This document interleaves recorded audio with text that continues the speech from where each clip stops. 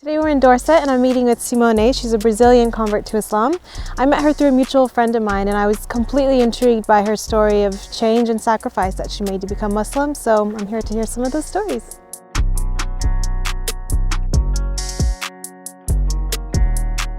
When was the first time you ever heard about Islam, or your first exposure? Was with my friend. She's from Brazil. Okay. And we are very, very close. And my sister called and say, "You're not gonna believe what's happened.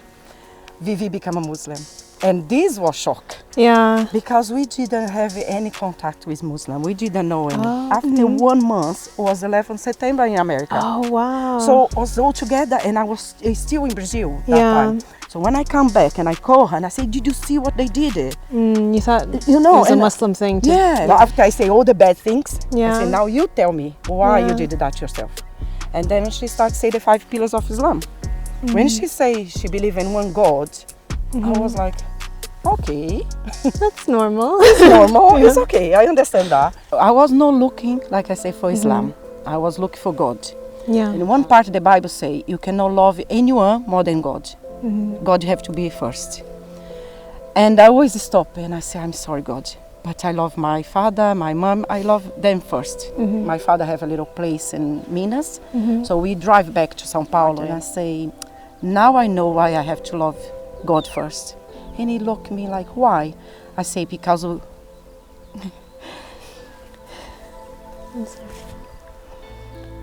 because God give me you as my father, and I cannot thank you enough.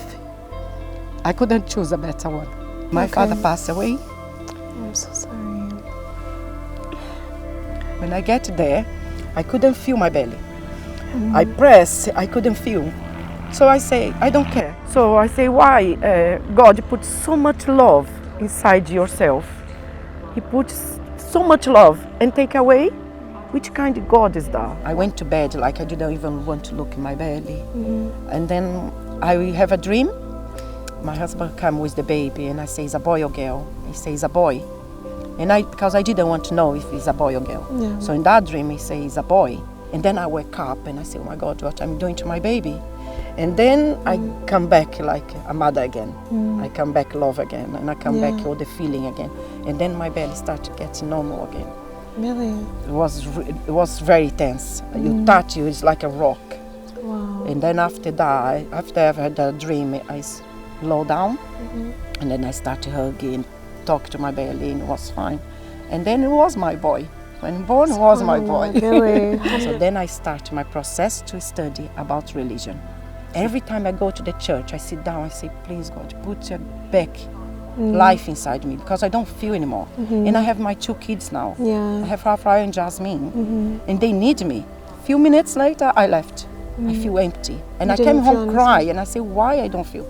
And my friend, she always says, "Simone, you're looking for God. So God knows you're looking for him. So carry on, just study. Go every place you find it. You think it's God, go in there. Ask a question. Keep it." So she never says, "Simone, let's go sit down and talk about Islam." Yeah. She never did that to me. She let you find your own... She just say, "You carry on.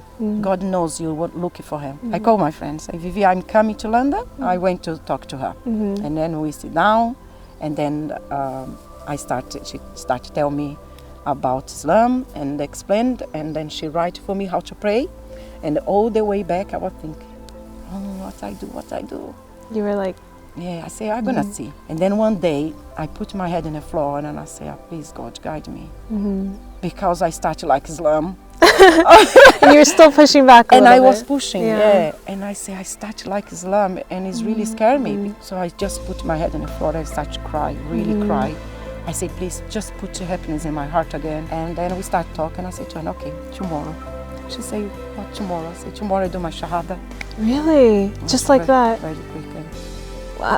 What got you to admit, like, to change? Because I you feel just- in my heart is like all the answer, she answer for me. All the questions I have, she answer. Yeah. All the questions. How different is the world since converting? How do you view the world differently, I guess? Before, I was very stressed with everything. Yeah. And this word, alhamdulillah, changed everything. Anything Really? happen, is alhamdulillah. Yeah. Doesn't matter if it's good or bad, it's alhamdulillah. So you have more gratitude now? Much You more, think so? much Yeah. more. Yeah, everything is alhamdulillah. So what inspires you the most now, since becoming Muslim? When you put your head in the floor and you ask God, you talk to God. This was started my life. Asking God when my head was in the floor Yeah. to guide me. I try my best to be the best I can, Inshallah. because I believe Judgment Day now, and this is what I pray for, to Allah protect me, protect my family, protect everybody around me. Every time I put my head in the floor, it's just ask protection. Yeah. Just protect me and guide me. Simone's own journey, her really unique journey from where she was until where she is now, really put into perspective the sacrifices that we make as reverts to Islam, and that not everything is perfect and you're going to go through the hardest of tests, but it's just a part of the journey, and that every test you go through is something that was specifically designed for you, and to remind yourself that you're the only one in the world that can really overcome these tests, I think, is encouraging.